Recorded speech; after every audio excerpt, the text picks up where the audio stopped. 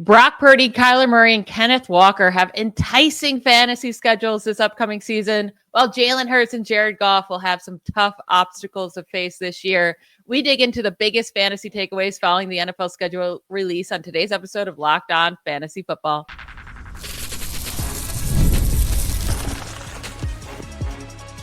You are Locked On Fantasy, your daily NFL fantasy podcast. Part of the Locked On Podcast Network, your team every day.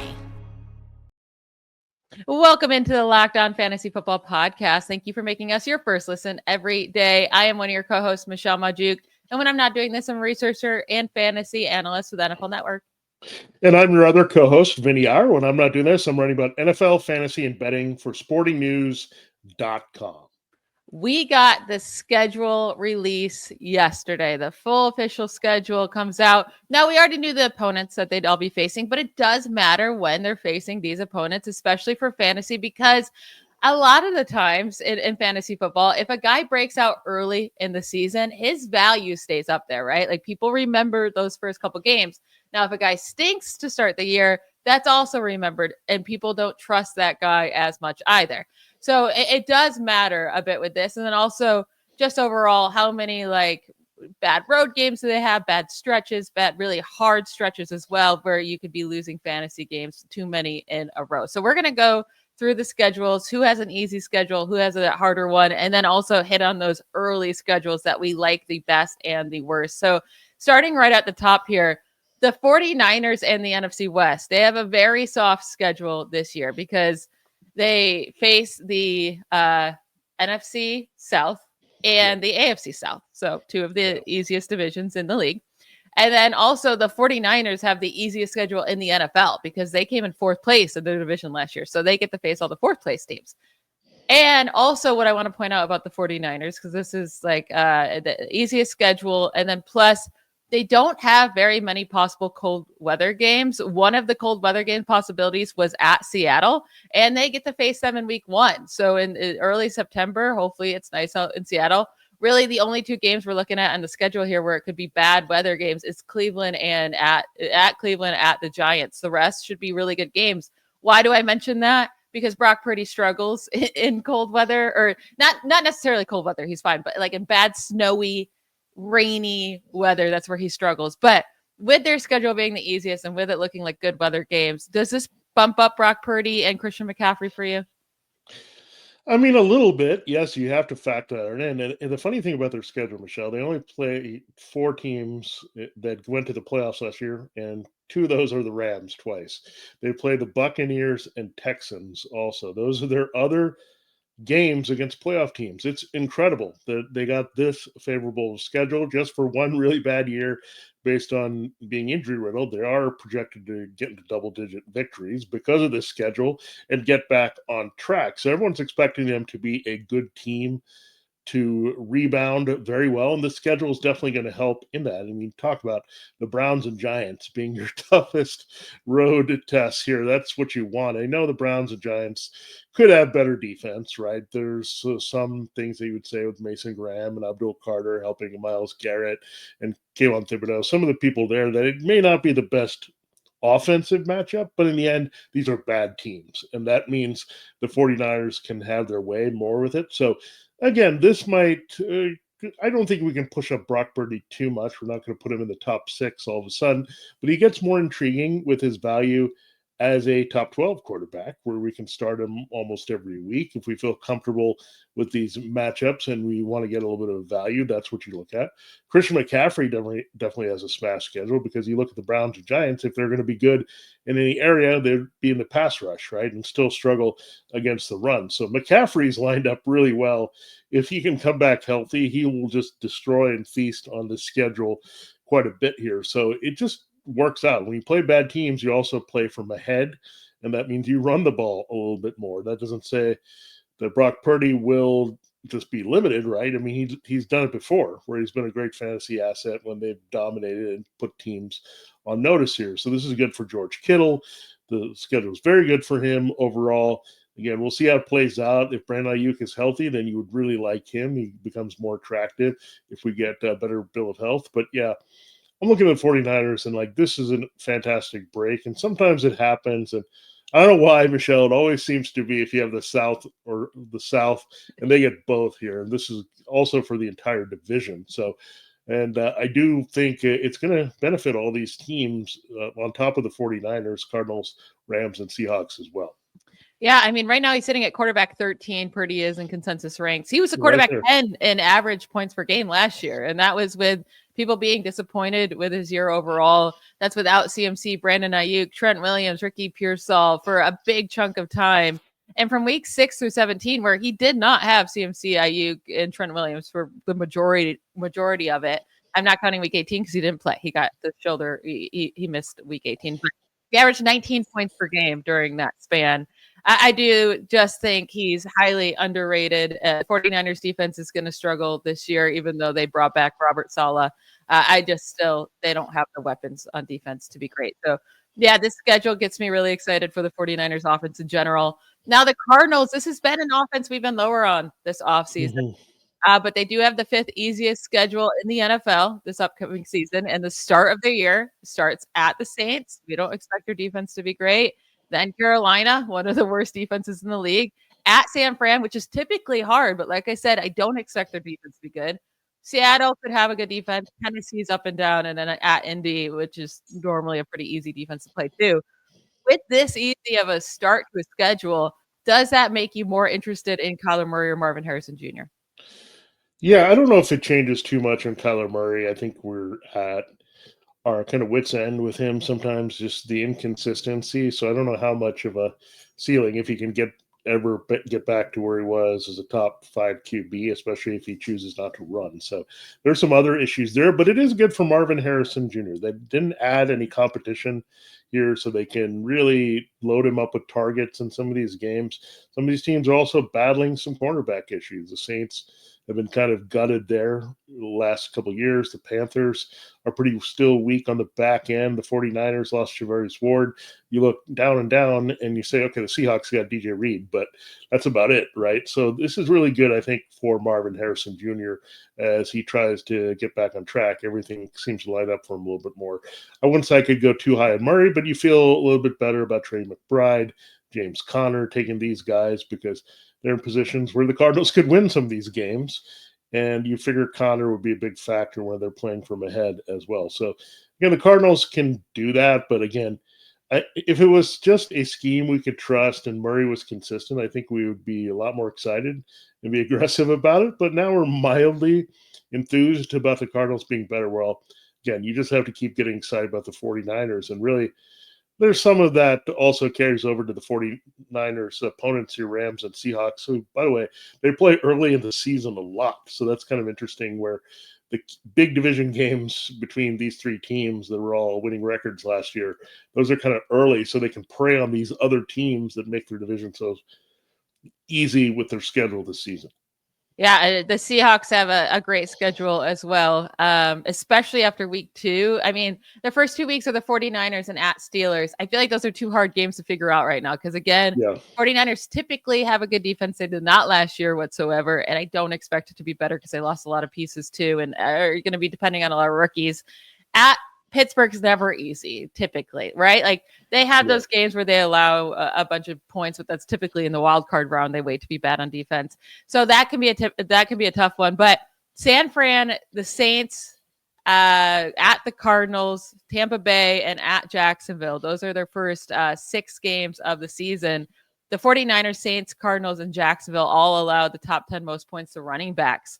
So that is really interesting for Kenneth Walker Jr., I think, going into next year, that he could start off hot to start the year.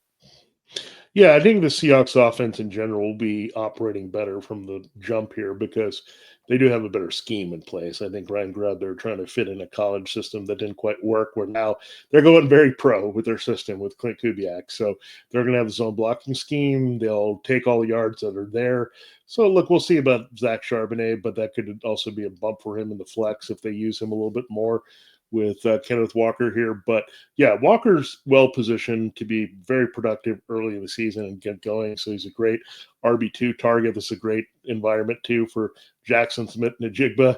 Now they have DK Metcalf and Tyler Lockett gone. He's going to be cooking here. They can move him inside so you can get those favorable matchups in the slot in some of those games. So I'm excited about that. Like, I'm not going to really go nuts for Sam Darnold no matter what you do here with the Seahawks. But in terms of the straight up skill position, I mean, JSN, Walker, a lot of things kind of lined up for them in this offseason where like JSN basically has turned into number one, while Walker, they could have added another back or looked to diversify a little bit more, and they did not. So I think it lines up well for them in some of those early games where the Seahawks should have an opportunity to start well on a season. And if they're playing from ahead, that's also good for the running game, much like with the 49ers. Yeah, absolutely. Now we're going to go to some of the tougher schedules, and there's two that pop out big time, and it's the Eagles, Super Bowl champion Eagles, and the Lions. And both of these teams and both of these quarterbacks, and Jalen Hurts and Jared Goff, great seasons last year, but they both lost their OC. And there's going to be a lot of obstacles with this very, very tough schedule. So we'll get into that right after we hear from one of our sponsors. All right, we know the NBA playoffs are heating up. We're almost to the conference finals. We can see the finish line here. Well, we got a big game coming on Friday. Will Jalen Brunson and the Villanova crew from the Knicks knock off the Celtics and just end it for them and the defending champs? Well, that's something you can look into on FanDuel Sportsbook. Every night delivers highlight-worthy performances, major momentum shifts, can't miss moments. Whether it's a game-winning shot or a breakout player, there's never been a better time to get on the action, and you want to do it before it's too late. You got Tyrese Halliburton, it would be the breakout player of this playoffs. So we know the Pacers are going to be waiting for either the Knicks or the Celtics there in the championship. So all kinds of things are coming for you. FanDuel makes it easy to stay in the game before tip-off and live during games. You got player props, performance trends, same-game parlays. You have more ways than ever to play smart and win big as a fan. So check it out. If you got a read on who's heating up and you've got a sleeper, why not back it up with the same-game parlay with the game result as well? And there's also great incentive here. You can add $200 in bonus bets if your first $5 bet hits. That's right. If you're new to FanDuel, it's the perfect time to sign up. Head to FanDuel.com and place your first $5 bet. If it wins, you would get $200 in bonus bets. That's right. Make every moment more with FanDuel, an official sports betting partner of the NBA. All right, Michelle, we are going to break down two teams that are usually really good. And these are two of the better teams in the NFC, but a bad draw for these teams. And both of these teams actually face the Chiefs this season, who have just a crazy schedule as well. We'll get into them in the last segment. But the Eagles and the Lions, I'll just quickly go over what we were looking at them last year for. The Eagles really rolled up with what they had, and they took advantage of that schedule, rolled over everyone. So did the Lions. They went 15-2 last year. Remember, they notoriously did not have to play a lot of games outside the dome or the comfort level of indoors for Jared Goff. So what's happening with Hurts and Goff this year? Also, a lot of extra challenges as well for these guys beyond the schedule. Yeah, I mean, Philadelphia's schedule starting against Dallas, a tough divisional opponent. Now, Dallas did quite a bit of fantasy points last year, but they had injuries. I expect them to bounce back. And then at Kansas City, it's not easy. Against the Rams, it's not going to be easy. They do get an easier defense against the Buccaneers in week 4, but Jalen Hurts typically is terrible against the Buccaneers defense and Todd Bowles. Like he's figured out Steve Spagnuolo's defense, but Todd Bowles, he is so bad against. And then Denver, that's the first 5 games. That's kind of scary for Jalen Hurts for sure. And then he loses Kellen Moore. So that's an issue. The Eagles and the Lions both have 11 games versus 2024 playoff teams this year. That's the most, but I mean, there's only 13 other playoff teams besides, like, if you're not counting their own team, right? And they have to face 11 of those 13. This is very, very hard schedule for them. And you brought up Jared Goff's schedule, not even just about like the hard competition, but the difference in road games. There's so many dome games last year. Dome are really nice weather games on the road for Jared Goff last year. We know he shines in those situations. We know he typically does not shine in bad weather, and he has to go on the road in Chicago, Green Bay, Minnesota, which he always has to do. And then at Washington, cold weather. At Philadelphia, cold. At Cincy, cold. at Baltimore, cold. At Kansas City, I mean, that's an earlier game, so maybe it won't be too cold. But and then they have a nice weather game at the Rams, most likely, because LA is normally nice. But that's a lot of scary games for Jared Goff this year. Yeah, and the adversity that is already built in here because Jalen Hurts has to live without Kellen Moore. We know that Goff has to be without Ben Johnson. So add this as another hurdle for these quarterbacks. So again, Jalen Hurts, what it could mean exactly what's happening right now, drafts where you're looking at more Lamar Jackson, Josh Allen, and Jaden Daniels in that running style quarterback, and then creeping into the Joe Burrow, Baker Mayfield conversation. Now, really, what saves Hurts a lot, and keep in mind that could always slow down a little bit, is the short touchdowns, the tush push. I know they've tabled all that. If that goes away, then you're looking at how is he going to get you the points. I still think he'll be fine. He's still a QB1 that you're going to take probably the top 6 or 7 no matter what. That's fine. He just might have that regression because it's been outstanding for Hurts. Like, he just keeps coming through big time. At some point, you figure it's going to regress a little bit with the touchdowns and the yards and all that. And this could be the year where Jared Goff, again, he's a borderline guy. He's much like reminding me of Kirk Cousins last year. Different team, changed teams and all that, where Goff, in essence, is changing teams because he has a new OC and a new scheme here.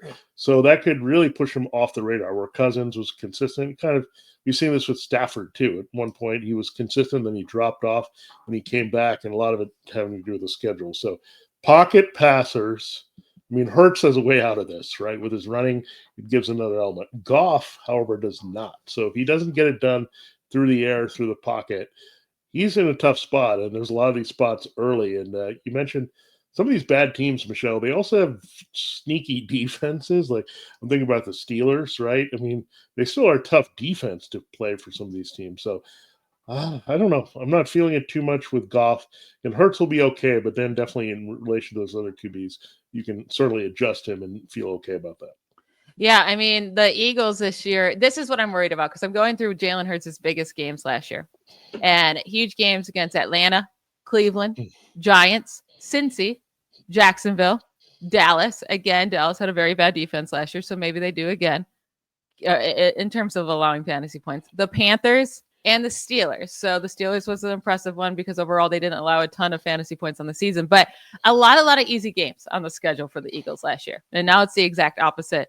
And the Eagles will face 6 of the top 7 best defenses and points per game allowed from last year this year. It is a worry, and I do think maybe after looking at all of this, I kind of we had Jalen Hurts ahead of Jaden Daniels. I might push Jaden Daniels ahead of Jalen Hurts now. Yeah, it's enough. It's enough of a difference, right? I mean, just a couple of games can make the difference. And again, if Jaden Daniels has an uptick as a passer, or has more ways to add touchdowns, and Jalen Hurts has less avenues for the touchdowns in the bigger games, then that could be it. That's all you need there early. And these are some key decisions, especially if you're investing in a quarterback that you plan to start all throughout the season or in a 2 QB league. These are little decisions that can mean the difference of a few points that win a championship. So you have to just keep looking at everything. There's just one part of the equation. We need to look at the whole equation in the end, and then we'll all be put in a blender, and eventually we'll spit it out here with the rankings before the season. But it's very interesting to look at it now, so we're on top of it. So also important, Michelle, is what you can do out of the gate early. You want to always have a good record here with your teams because, again, it's really hard to dig out of 0-3, 1-2, whatever. But if you start 2-0, you get a cushion right away in fantasy. So we need to look at the teams that have the best and worst early schedules, and we can do that right after this quick break.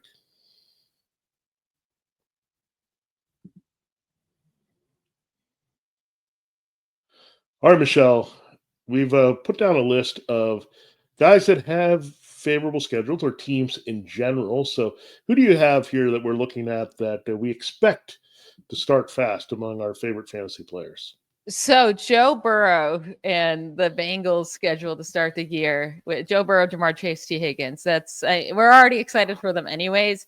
But looking at the beginning of the schedule, there is one scary game in there at Denver in week 4. But besides that, you get to go to face the Browns, who have their defense is falling apart. The Jaguars, who have a lot of the most passing yards per game right there with the Vikings, who they face in week 3. And then they get that hard game at Denver. And then after that, they face the Lions. But Cleveland, Jacksonville, and Detroit all allowed top 5 points to wide receivers last year. So Jamar Chase, T. Higgins, I mean, they should fly out of the gate with huge games, at least in 4 of the first 5. And that only can mean good things for Joe Burrow as well. Yeah, you want a situation or a couple things. If an offense has a bad defense and it faces maybe another team like that in Detroit, that also puts up a chance to throw a lot and create that volume. So that's what you're looking for in some of these situations. If you're not facing just a weak team in general, you want to face a good team that's going to put up points. So this team has to put up points and pass and trail and try to keep up on the scoreboard. So it's the best of both worlds, I think, for the Bengals for the most part. Again, they were a bit of an underachiever last season, so they can take advantage of that this season, and their defense will be a little improved, but it won't be great, right? With Al Golden taking over, we'll see. You could also take a big hit still if Trey Hendrickson leaves, but that means more passing volume, a lot of Chase and Higgins. They've got contracts. That's not weighing over them anymore. So I love what you said with the Burrow. Now, another guy that we noticed and you looked at a lot was Josh Allen here. 4 out of the first 5 games are at home. They start in primetime immediately against the Ravens, so you know he'll be revved up. It's the battle of the 2 MVPs, the guy that won, the guy that was the runner-up. So you know right out of the gate you could have a very high-scoring game between Buffalo and Baltimore. You have the Dolphins. He typically owns the Dolphins. We know that, what he does.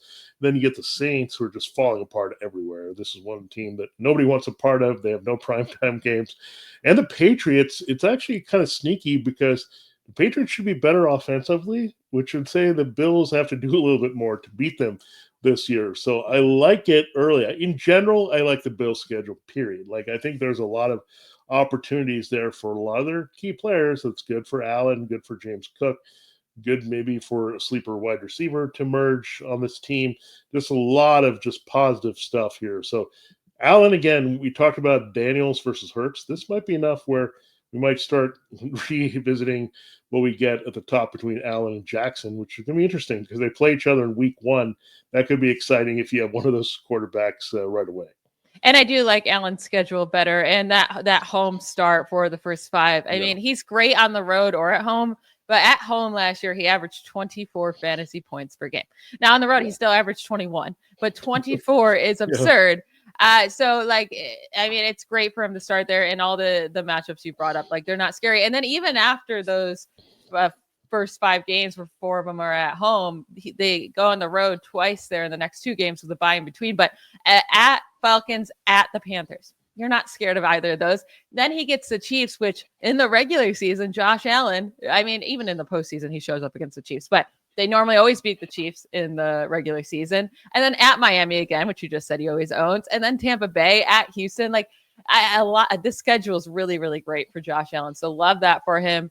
A team that we have been hyping up this offseason, as most people have been, it's the Bears with Ben Johnson now there. But really nice start of the year for them in terms of their pass offense potential. They get the Vikings, the Lions, the Cowboys, the Raiders, the Commanders, the Saints, Ravens, Bengals, Giants, Vikings. I mean, it goes for pretty long, right? In just right there at the start, the first 3 games, the Vikings, Detroit, Dallas, all ranked top 7 in points allowed to wide receivers last year. Now, they were good against the run, so maybe not great for DeAndre Swift, but great for Caleb Williams and DJ Moore and maybe Roma Dunze, and I got maybe Luther Burden, but probably not. Well, what I'm looking at here with the Bears, and this is an important distinction to make, because if you look at strength of schedule and the toughness of a schedule, the Bears are second, only based on the record of their opponents last year, to the New York Giants. But that doesn't matter as much for fantasy. Part of that obviously factors in to the point that all 3 of their opponents in the division made the playoffs last year. So they all win double-digit games. So that's going to inflate your schedule. But like I said, they're going to have to put up points to beat teams like the Vikings and the Lions and the Packers. They're going to either do that in a shootout or garbage time. They trail, and they got to put up the numbers as well against those teams. So there's that.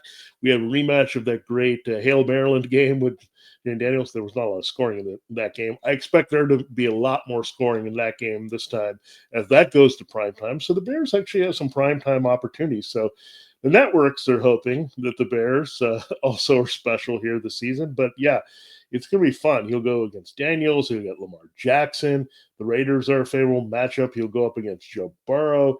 We know he's going to get Jared Goff and Jordan Love twice. Now J.J. McCarthy in the mix. So there should be some nice, high-scoring, fun games. And Ben Johnson, again, all the positive vibes. This does not take away from all that so far this offseason. It adds to it here for the Bears. Now getting away from the good vibes and going to some bad vibes, Patrick Mahomes and the Chiefs' schedule looks pretty difficult, but especially to start the year and with the Chiefs running backs especially too, because they start the first 2 games of the year against the Chargers and the Eagles. And then they face the Giants, which you might say, okay, cool, but Patrick Mahomes, when he doesn't need to score much, he just doesn't, right? In the regular season, they just lean on the defense and whatever. They're not worried about running up the score. And I don't think the Giants are going to be scoring much on the Chiefs defense. And then they get the Ravens, and the Chargers, Eagles, and Ravens all allowed bottom 5 points to running backs last year. We're already worried about this Chiefs backfield. Will Isaiah Pacheco get enough carries? Is Kareem Hunt going to eat into it? Elijah Mitchell, does he stay healthy? Who knows? But we're already worried about them. Looking at the start of the schedule, like I was already pretty close to being completely off this backfield. Now I completely am. And Patrick Mahomes, I feel like I've been his biggest hater for fantasy reasons. I agree. He's the GOAT of quarterbacks right now in the league. But for fantasy, I've been a hater for him. And just looking at the start of the schedule, I think I'm completely off of him as well. Yeah, they're going to have to grind through a lot of games. They play all over the map. They play on Thursday a couple of times. One's taking on the Broncos. One's going to the Cowboys on Thanksgiving. They start the season in Sao Paulo, Brazil against the Chargers. So already a little bit deviation from the routine to start the season. They're always tending to be a little bit more slow starting. With Andy Reid, we saw them lose at home to the Patriots. So that all way back when, and they also lost the opener to the Lions. They tend to start slowly at times and kind of figure things out. So again, the Chiefs will be okay, but we know the Chiefs don't inspire a lot in terms of fantasy right now. Let's just hope there's more opportunities for Mahomes to throw the ball, but you're absolutely right. Like Isaiah Pacheco, Kareem Hunt, it doesn't make us want to flock to them. And the other offense, this could just be a fact that this offense is bad, Michelle, so we're not interested. Interestingly, another game or another team that only has one primetime appearance, I think the Colts.